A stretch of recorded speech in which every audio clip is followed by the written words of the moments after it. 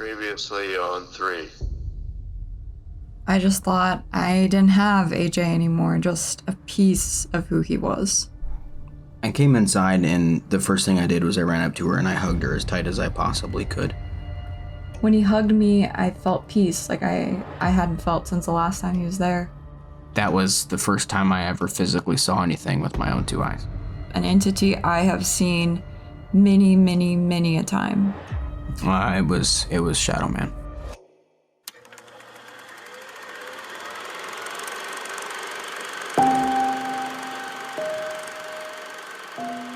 If I had an overall goal to this, it would be to help people understand those who go looking for things like this usually won't find it.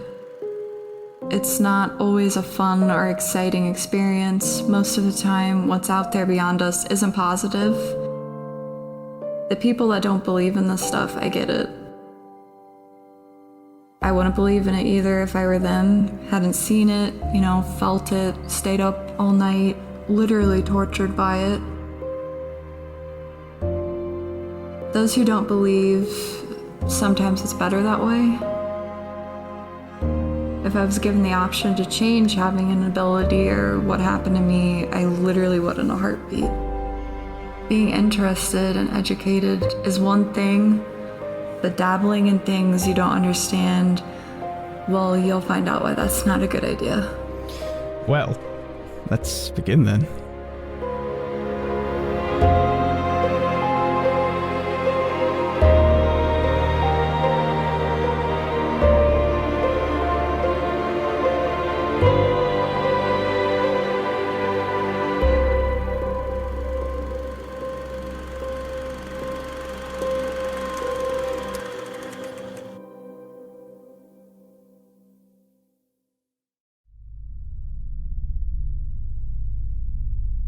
So when I walked downstairs and I took out the garbage, we were living in a small apartment above a photography studio. That was the first apartment Allie and I ever got, was above this photography studio. And they had these exterior wooden steps that you had to walk down to get outside, and then it was a shared dumpster at the end of the parking lot. So I'm taking the garbage out. It was maybe, 11 or 12 at night.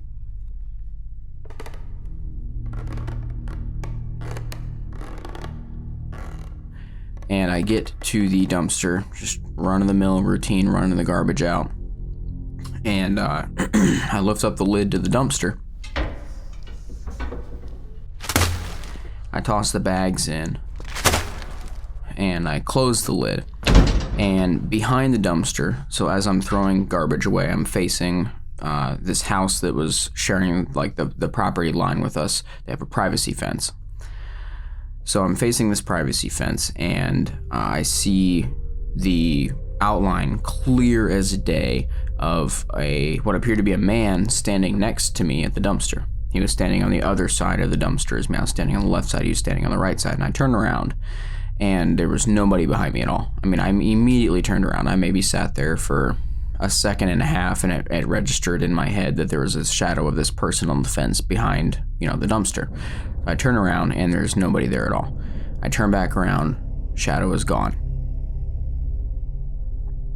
So that kind of freaked me out. So I kind of turned around and hauled ass towards the steps, and I started walking up the steps, and behind me I heard footsteps that were matching my pace going up the steps.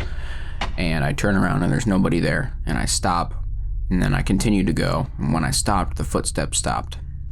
I continue to go, and then I get to the top of the steps, I go in the screen door, and I still hear the footsteps behind me coming up the stairs.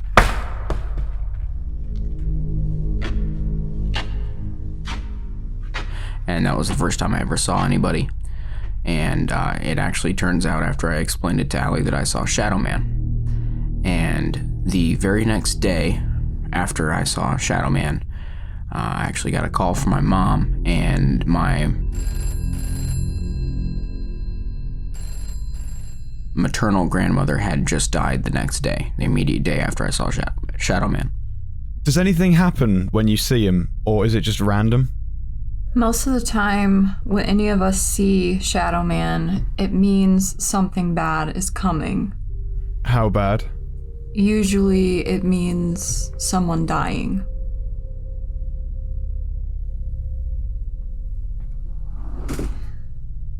Like AJ said about losing his grandmother, I told him that when we see Shadow Man, it usually means something's on the way or somebody could pass away. And he didn't want to believe me, which I wouldn't want to either, but I was right. Pappy and Great Grandma's passing was the only time Shadow Man wasn't seen. My great grandma got really ill really fast. I'm not going to go into details, but she had a lot of health problems. She had to have a surgery, and as soon as she had the surgery, I knew she'd never be the same. Her recovery did not go well. She kept getting infection after infection, even though she had either my mom or my great-grandma's daughters and nurses constantly taking care of her around the clock. She was never afraid to pass away. She always told me how ready she was, and she was tired of being in her physical body because of the pain. The day she was getting close to the end, she was admitted to the hospital. She loved when all of the family was together, every single one of us, and all of us showed up that day. I guess I was wrong about never seeing Tyler again because even he showed up that day. Even after he and Avery parted ways, my great-grandma adored him, and she even did afterwards too. We all stood there with her, holding her hand. She loved holding everyone's hands. Avery held her hand on one side and I held the other, even though she was barely conscious. She knew we were there because she was squeezing our hands. We all just sat there in silence, and that was really hard. It was hard to watch someone pass away, especially someone that I loved so much. Then she started to feel cold, and that's when we were told we have to say goodbye. I told her how much I loved her and that I would still talk to her every day, and I still do. And this was 5 years ago to this day that we're filming this.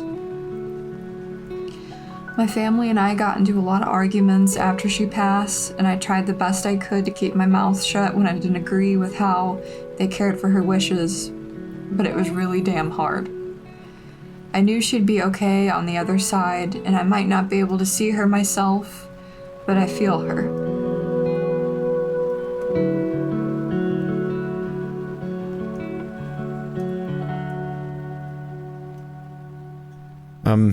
I'm so sorry, because I can't imagine how that must have affected you and particularly Pappy. He changed entirely, and I would have too. We went to see him as much as we could, and we helped him try to get through, but he started seeing Great Grandma in spirit, and he just didn't care too much about being here anymore. I would go help him fix his guitars and play guitar with him, and that was kind of one common ground because, I only knew Great Grandma and Pappy for the last, 8 years of their life. But that was one common ground that we really connected on, that and his love for, very dry, kind of silly humor. Allie would do whatever she could to tell him that Great Grandma was okay as well. Like I said, I never could see my family members that passed, but she was there with him. It felt like it was when she was living there. She would change stations on the TV to what she always watched, or she would make her favorite songs come on the TV to tell Pappy she was there. Eventually, Pappy did start to have more joy about life again. He truly knew she was there with him, and that's what kept him going. I'm sure it did. Is this part of the reason why you chose to help others with your ability? Because you saw how much it helped Pappy? I never looked at it like that, but I do want everyone to get that peaceful place like he did.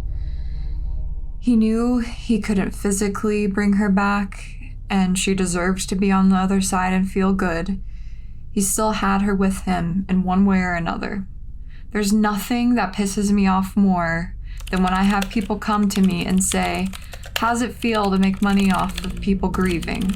How's it feel to only have a career because of sadness and because people die?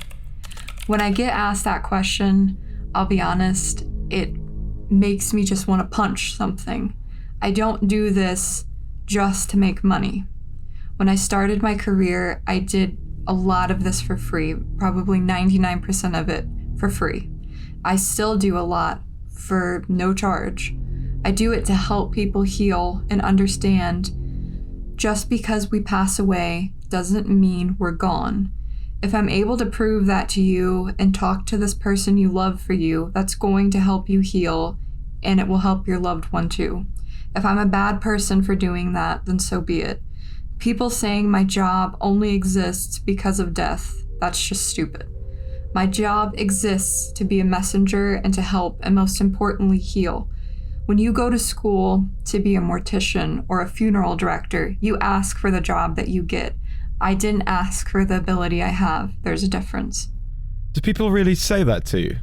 Oh yeah, and that's considered normal compared to all the other comments I deal with. And would you want to tell us about them? I will, but not yet. So what happened in the time frame of Pappy getting peace? Like with your personal lives? Well, we pretty much had normal lives. We worked, and I had a couple different sales jobs, and Allie was working as a makeup artist. During my time working, I didn't have a lot of free time to think about anything I was feeling that had to do with my ability. At this point, I just wanted to finally feel like a normal person and not even think about that stuff. I just couldn't go there.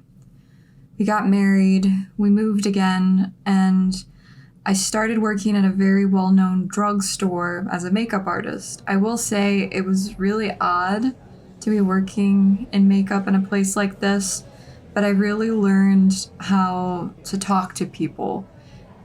I had a lot of clients, and it was really nice.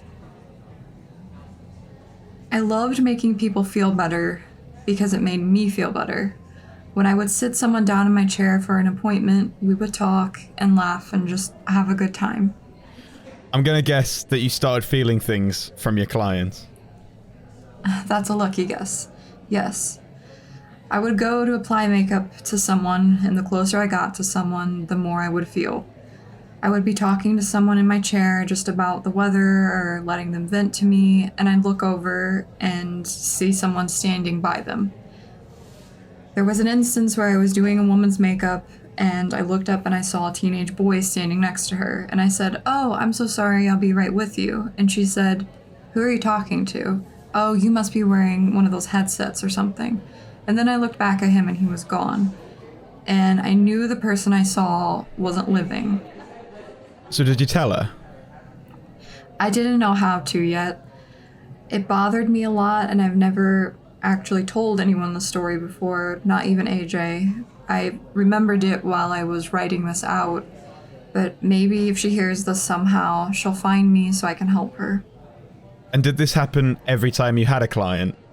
Not really. Not until I saw Shadow Man while I was working. How so? It was just a slow day at work, and I was getting ready to clean my brushes and clock out like I did every day. I looked up, and he was standing right in front of my counter, and it made me jump. He faded away, and right after he did, a woman around my age walked in with her boyfriend. They walked by and seemed totally normal. I walked to the pharmacy part of the store that was in the back, and I didn't see them again until I was about to leave. I had clocked out and was coming back to my counter to get my car keys when I saw the woman in the aisle next to me. I had a feeling I needed to ask her if she was okay, and I did. I said, "Hi dear, are you okay?" And she looked at me and was slurring her words really bad and reaching out towards me like she didn't have good balance and she was gonna fall. She started falling, and I grabbed her. If I wouldn't have caught her, she would have fell and probably smacked her head on the ground, and the ground was really hard. I started yelling for help and for someone to call 911. I kept saying, "Hey, don't fall asleep. My name is Allie. You're gonna be okay. Please stay awake." She was staying with me for a little bit, and I kept asking her, like, what's your favorite color? What's your favorite animal? Or what's your favorite food? Anything I could to keep her awake. And she couldn't talk, but she tried to. And then she did close her eyes, and that's when the EMT got there and they took over.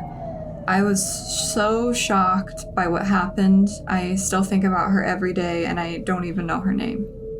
Did she survive? After asking my store manager over and over again if anyone knew if she was okay, they just acted like it wasn't a big deal, so I assumed she was all right. I found out that she did OD from heroin, and she died. I was the last person she saw, and I see her face in my head every day. She and her boyfriend shot up in the bathroom at our store, and that's why when she came out, she was totally different. Have you ever tried to talk to her? I can't. I've tried, but I get nothing. Shortly after this happened, my world once again fell apart, and that's when Pappy died.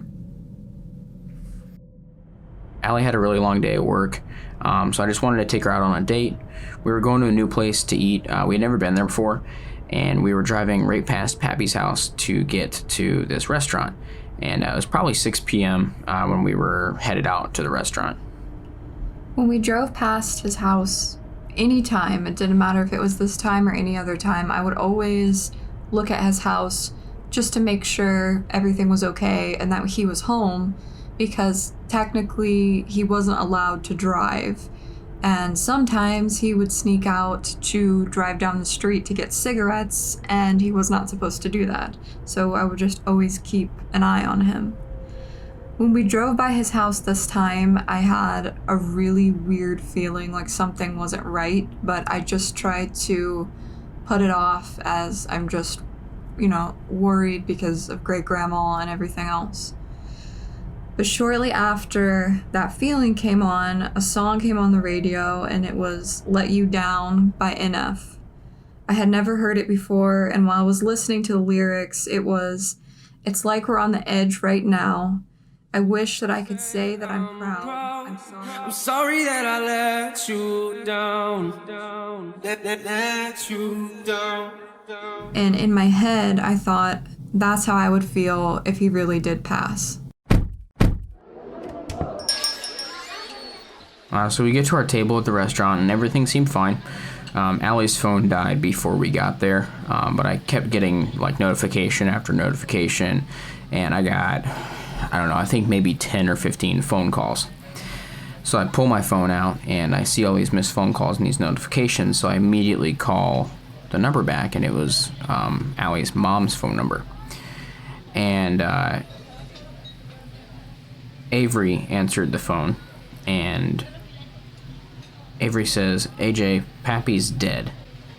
And I immediately thought, oh my god, this is going to be the hardest thing I've ever had to tell Allie, because I answered the phone and heard that news first. And then Avery told me to hand the phone to Allie, so Avery told her. I remember immediately just breaking down and yelling no and crying the hardest I've ever cried. We left our table and got in the car, and I wanted to go straight to his house. When we pulled up, there was a police car, my grandmother was there, and her sister was there. I didn't know until we went inside through the back door that his body was still in the house. We were all sitting at their kitchen table in the room over from where he was, and I was just hysterical. And I'll never forget how some of my family acted like it wasn't a big deal, or at least I didn't show it, and that made me so pissed. They were arguing over belongings, and his body was literally still in the house. That was the last day I ever talked to most of my extended family. The reason for doing so wasn't just the belongings, but they kept trying to get me to go say goodbye to his body, and I couldn't do it. I didn't want to remember Pappy laying on a couch, pale, and not who he was. He wouldn't have wanted that. He would have never wanted that. But they wouldn't leave me alone about it until my grandpa stepped in and said, damn it, if she doesn't want to, and I don't want to either, we just don't believe in that. We don't need to see that to know he's okay. And then he sat back down. When my aunt got forced to go say goodbye, and I remember hearing her cry so loud and hard, and I just winced. She came out and said, Allie, don't you dare go in there. And I play that over and over and over in my head every day. I watched people bring in a gurney and a body bag and heard them zip it up, and that was the last time I was ever in his house.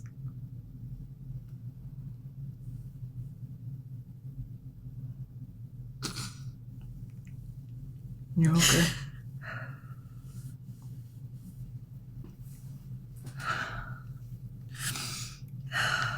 You're okay, you got this. The last time being in his house and watching him go out the front door that I had opened a million times.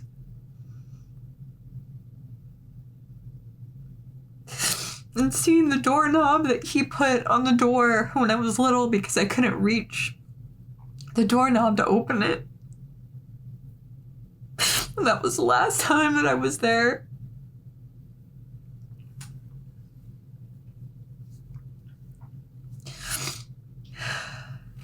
I get asked all the time what the part of my job is that I hate the most.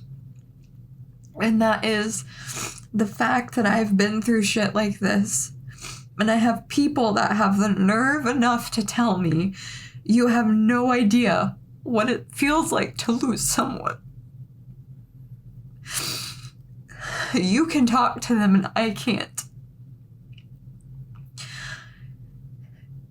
If you are a person that says that, you are so fucking wrong. I can't talk to my family. I can't see them. I can't hear them. I don't know where they are. I know they're okay, but it still sucks. Just like it sucks for you, it sucks for me. It's unfair to assume because of what I have that I have an all-access pass to people that have passed whenever I want to. Because I don't. That's the hardest thing to hear, that I shouldn't be allowed to grieve like everyone else because I can see the dead. That's just cruel. Sure, I've tried connecting to them. I've tried having others connect. I haven't gotten what I'm looking for.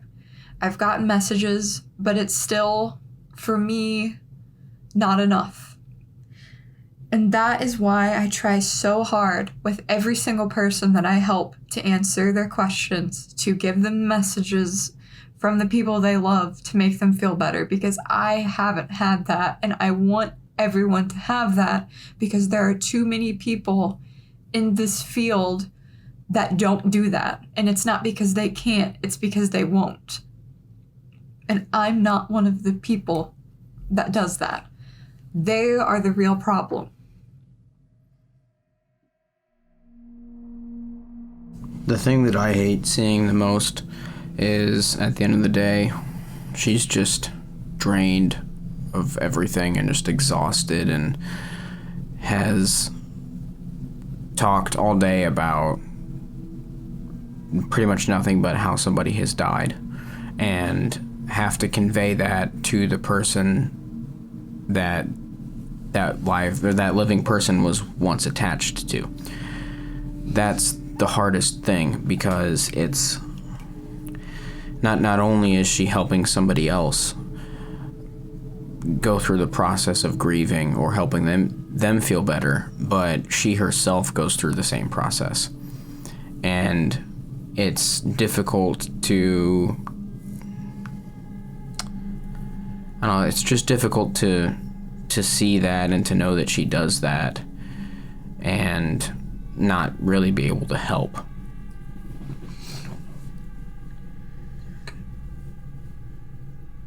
At the end of the day, I think about every single person I've helped, whether they're living or if they've passed, and I wonder if I did help them as much as they say.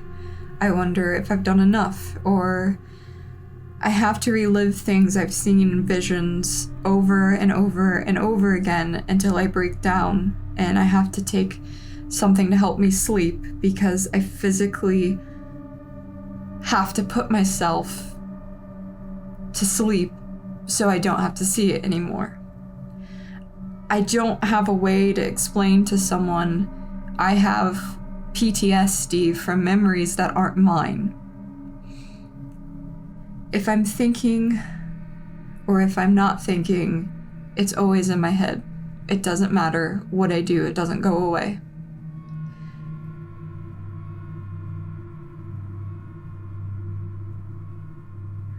If I'm not thinking about the people I talked to during the day that passed away, I'm thinking about the day I lost the two people that meant the most to me. I think about all the people I love and what would happen if they died. Every single day I think about that.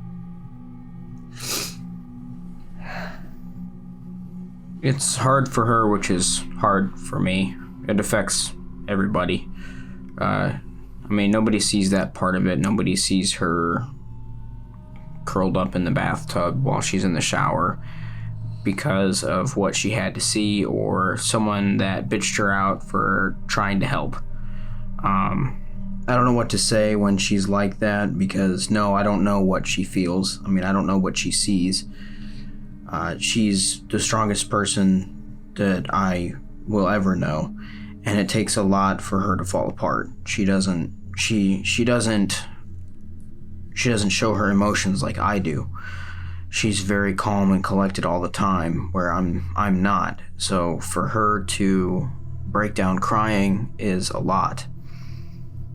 And then that's when she had the reading with the gentleman who was the victim of a shark attack. The shark attack? Yes.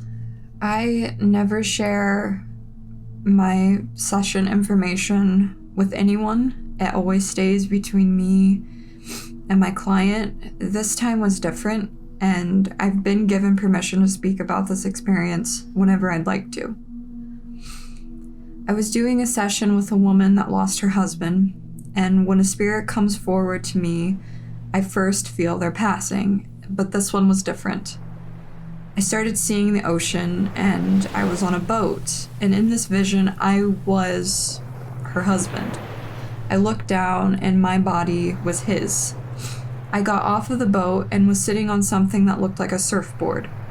I started getting farther and farther out in the water than everyone else was. And I was laughing, saying, "Oh, I'll be fine," and kept going off. All of a sudden, I look down and I see a large shadow under the surface of the water. Before I can move my leg, I see the shark. It was a great white shark. This shark was massive. I mean, its head was probably 3 or 4 foot in width. And when I see visions, they're accurate. There is nothing about them that's altered or changed. That shark was just that big. And it bit into his leg, which in the vision, it felt like my leg. And I could feel everything like it was happening to me. The bite hurt, but the tugging was the worst part, and that was probably the worst pain I've ever felt in my life. I remember being pulled under and tasting salty water and my own blood. I was trying so hard to fight, but I couldn't, and I was just too weak. I couldn't fight, and I remember seeing the shark's face, and remember counting that it had 27 scratches around its nose and by its eyes from like other animals attacking or it trying to attack them, just all of these scars. And he didn't die in the ocean. He did make it to the hospital, and he passed there. My vision stopped right after the attack. And I'm always thinking about this one. Like, it stays with me. I can't close my eyes in the shower or I see the shark. I start reliving it. Like, the vision just starts all over again. And I can't have anyone tug on me in the pool or I see it. It's hard. And it's hard to get it out of my head. I can't imagine living like that. Sometimes I don't feel like I'm fully living. I feel like sometimes I'm half alive when your every day is seeing and feeling someone's last memories or their worst memories. That shit doesn't leave you. It stays with you forever. So, when Pappy passed, and the time after he'd passed, I know you mentioned to me that before we'd started filming, you'd seen both Pappy and your great-grandma in a dream, right? I did, yes. They came to me and they both showed me a book. The book had a very famous medium on the front of it that my great-grandma loved, and her name is Sylvia Brown. They told me, "You need to do this," and handed me the book. I woke up from that dream and I was confused, and I wrote it down and I kept it with me, hoping one day it would make sense. I did see them one more time, and that's when I gave birth to Iris. Allie and I were both told that she couldn't have kids. It broke her. I mean, she wanted to have kids more than anything, and so did I. It was just another hard pill that she had to swallow. If we backtrack to that time, I said I didn't know what my mom's friends were doing to me at the house with those beads. And they hold these beads over top of like where my uterus would be. And I felt like electricity in my body, like in that area specifically, like shock me. And I was like, whoa, what was that? And she was like, oh, it's nothing. That's just the energy coming out of you. And I was like, okay, well, does that mean it's gone? She's like, yeah, it's gone. We took care of it. You don't have to worry about it anymore. When they did this, I truly believed they messed up my ability to have children, whether it was on purpose or not. After the doctor told us it wasn't possible, I wanted to do whatever I could to make sure there wasn't another way, or how could this have happened? I then remembered that day with the beads. I remember sitting in my car and crying with AJ, and I kept praying in my head, please let us be able to have children, please. I said it every day for months, and I eventually gave up. I accepted it wasn't going to happen, and I have had a few miscarriages, and I felt like my body was a monster. When I healed as best as I could, I woke up one morning and I didn't feel good. I told AJ the night before my stomach hurt, and he said, babe, I don't know why, but I think you're pregnant. I told him that there was no way, and the next morning I felt more sick. I took a test, and immediately it said pregnant. I woke AJ up and I said, look, and he started crying immediately, and he said, we're gonna have a baby. And I said, yes. I was worried that something would happen, but at the same time, it felt different, and I felt like it would be okay. Allie had a really hard pregnancy. She had HG, and HG is a condition of basically just severe morning sickness that lasts throughout the entire pregnancy. I remember in the beginning throwing up like 20, sometimes 30 times a day. If I looked at something wrong, I'd throw up. Even someone talking could make me throw up. I couldn't do anything but eat ice and lay still for months. If we went to the store, I had to know where the nearest garbage can was in case I was gonna get sick. I had to quit my job and just keep to myself and try to stay healthy to keep myself and the baby alive. The baby kept me going. No matter how much pain I was in or how tired I was, I kept going. I was so determined that Iris was a boy, but I was very wrong. I remember finding out I was gonna have a girl, and I was shocked. I was all of a sudden even more excited than I'd ever been in my life. I called my dad on the way home and said, "What do you think the baby is?" And he says, "It's a girl, isn't it?" And he started crying, and I said, "Yes, and her name will be Iris." Allie had a whole plan to surprise me with the gender, and it was working. It was my birthday, and I was so excited to get off work, and I actually had just started my new job. I was actually still in training, and the training staff knew about it. I was so excited to get off and go home and finally know, and I had a feeling that it was a boy. It's a girl.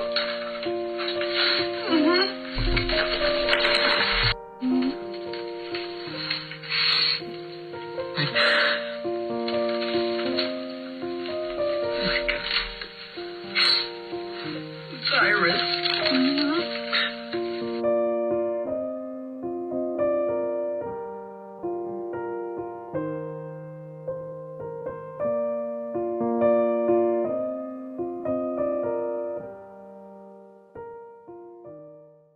During my second trimester, I did start feeling better. Right before this time is when my parents finally moved out of the house. You only heard a small portion of what happened in the recording with my dad because he is even too afraid to talk about it now. He told me that when he went into the basement and was moving the last of the boxes upstairs, he unplugged the sump pump, and the sump pump always made a little bit of noise after it was unplugged just because it was being turned off. But all of a sudden he felt frozen, and he said it felt like he had concrete boulders on his legs.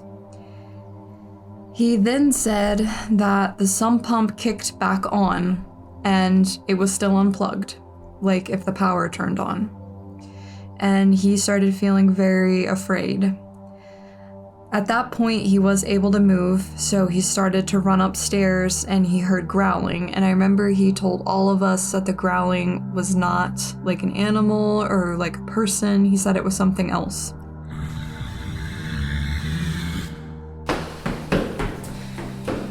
And while he was running up the stairs, well, he got pushed and it broke his ribs.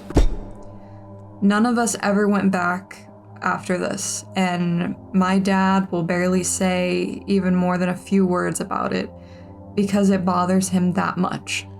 So none of you went back after that? No, that was it. Did anything else happen? Well, my delivery, it wasn't paranormal, but it was bad. I wasn't treated properly by my medical team during my pregnancy. I had extremely high blood pressure that was overlooked and it was left untreated, which caused me to need to be induced. I had to have Iris a month earlier than her due date because it was dangerous for me to be pregnant at this point, and it was dangerous for her. When I was induced, nothing was working. I had contractions so bad that the computer couldn't keep up with them. I wanted to try to do it as natural as possible, but it just wasn't an option. I had to have an epidural, and they told me what would happen, and at that point, I didn't care what they had to do to stop the pain. The first injection they did incorrectly, and that caused my heart rate to lower extremely. I felt lightheaded, and then they did it again, and I started to feel just a small bit of relief. The spot they incorrectly stuck the first time is numb on my back to this day. I was in labor for 36 hours. I had to have an emergency C-section because the cord was wrapped around Iris's neck. If they didn't act now, she would die. I was terrified. The last thing I wanted was a C-section, but I had no choice. They immediately took me back, and I remember being on the bed, looking up at my parents, my sisters, and my husband all crying, and my dad looked like he was gonna pass out. He broke out in a rash all over his body from the stress. I told everyone that I loved them and I had a feeling I'd never see them again. We get back to the surgery room and they lift me onto the surgery table and the anesthesiologist says, okay, well, since your epidural isn't working, I'm gonna give you some fentanyl to help. And I nodded, but the medicine didn't work. I didn't feel anything. It just, all the pain was still there. I could still feel my body, and I shouldn't have been able to feel that. My delivery doctor told me, Allie, we have to do this now, but can you feel this? And she ran the scalpel across my stomach, and I said yes. And she still had to do it. If you've ever thought about what it would feel like to be torn apart by zombies, this is what it would feel like. She made the incision and I was screaming. All the machines were beeping and I kept dozing in and out, and all I remember are nurses yelling and saying something about losing too much blood, and I kept throwing up. I had 3 people on each of my arms holding me down, and right before Iris was born, I swear I saw Pappy and Great Grandma. It was fast, but I know I saw them. I was standing outside of my body, or looking outside of my body like people always say, and I saw myself basically barely alive. They smiled, and then all of a sudden I was back in my body and Iris was out.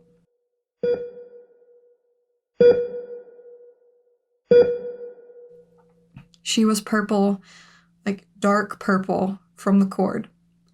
AJ was finally able to come in with me, and I told him, no matter what, I want you to stay with Iris, and he did.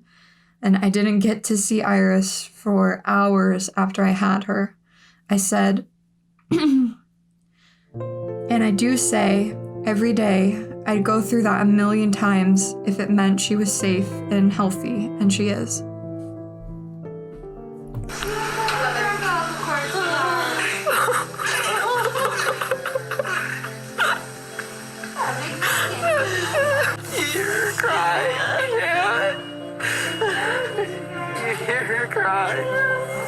It's a baby girl.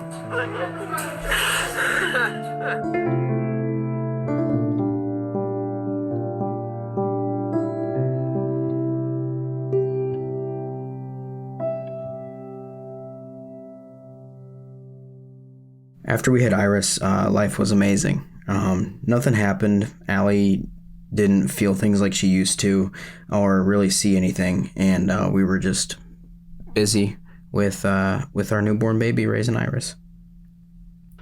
I didn't feel anything really for at least a year until I had another dream.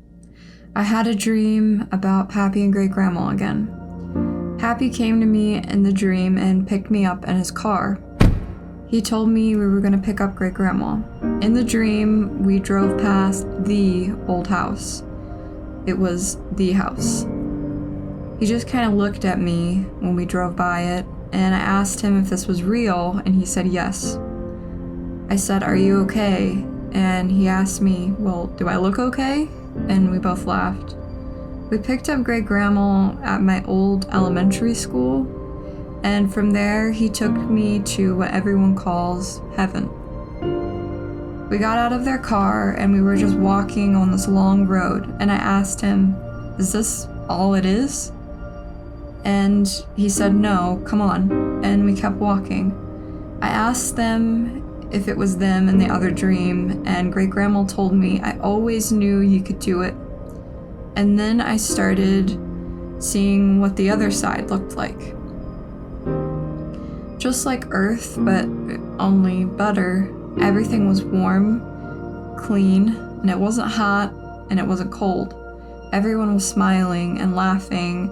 There were houses and cars, and people had pets and families that were all together.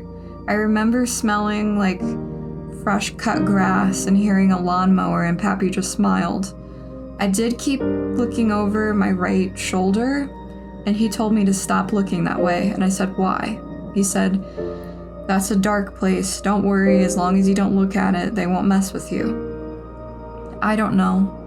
The only way I can explain it is it looked like a huge castle, It had like shadow figures flying around the top of it, and I guess the only way I can explain what they looked like was like Dementors from Harry Potter. Shortly after seeing that, Pappy told me, "You need to go back home now. It'll be alright. You have work to do." When I woke up, he was right. I did have a lot of work to do. I made a few friends, and they needed my help communicating with their loved ones. I was so nervous to help. I had never done anything in depth, communication-wise, with spirits before, and I was worried I'd be wrong, but I wasn't. Everything I'd pick up for them was validated, and everything I saw about their loved one was true. It all started with 3 people, and now I have helped 3,000 people. I was talking to AJ, and I told him I really feel like I could help more. I was still nervous, but I kept thinking of that dream, and I just did it. I took some random photos after a snowstorm we had in our front yard of our trees, and I always thought they were so beautiful, so I just used those as some pictures on the page, made a little logo, and bam, Allie Bennett's Psychic Medium was a published page. Within 24 hours, I had nearly 30 followers, and I was so excited. Nervous, but still excited. I did my first live open reading, and I did not think I could do it. Then everything started coming to me, and it was smooth and easy. From that day on, my phone was going off non-stop with people wanting sessions. It was almost out of control. At the beginning, I wasn't really charging anything, just whatever anyone wanted to pay, and if they didn't want to, they didn't have to. When it started getting crazy, I had to do something, so I did start to charge. I had to do it to control how many people were constantly coming through, and it just kept going from there. I've helped with missing people, unsolved murders, I've helped with relationship, and most importantly, delivering messages from the other side. At the height of all of this, it felt good, but it felt like too much. I had a lot of harassment. I started getting threats to my life and my family. I had people stealing my photos and making fake profiles trying to scam people. At one point, I had at least 10 different people impersonating me. I wanted to quit, and I've had multiple times I just want to say, fuck all of this and stop, but I can't. I still have too much work to do. I wouldn't say it's better. I just learned how to deal with it better. The hardest part of this now are times people interfere with my personal life. When I tell someone, please respect that, it's because I mean it. I have a family, and my family, no matter what, will always be more important than anything else that I do. So it irritates me when I'm at the store or at the pool or whatever it may be, and people come up to me acting like I owe them something, or are just rude, or constantly blowing up my phone when they know it's not an appropriate time. Those kind of things make me not want to do this, because people don't stop. When I say no, it means no, but they don't listen. And that is something that makes me beyond pissed. I can't imagine how uncomfortable that must have been for you. AJ, what's it like having a medium as a wife? It can be difficult at times for a number of reasons. Primarily just because she's had a lot of harassment from various people, and like she said before, just people not respecting the fact that at the end of the day she is, a wife and a mother and just a general, person. And sometimes it is a boundary that gets crossed, which, I can't imagine being in those people's shoes myself. I would probably be the same person and be guilty of that exact same thing. But at the end of the day, you have to understand that, she has a life that goes on no matter what, just like everybody does. At the end of it all, I do love what I'm able to do. It's brought me closer to understanding life and the afterlife. It brought you into our lives too, Niall, and made 3 become a reality, which is something I've wanted to do for a very long time. And has it helped you? Has it got you to where you want to be? It's helped me more than you'll ever know. Even after hearing how awful these experiences were for you and your family, it makes me want to go after the thing itself. You know, like find it and get rid of it. I know it sounds weird, but I want to go there. I kind of want to go to this house. We will. This isn't over. There's still more to the story, and it's still being written. I mean, even today, it just like everybody, it just goes on. Life goes on.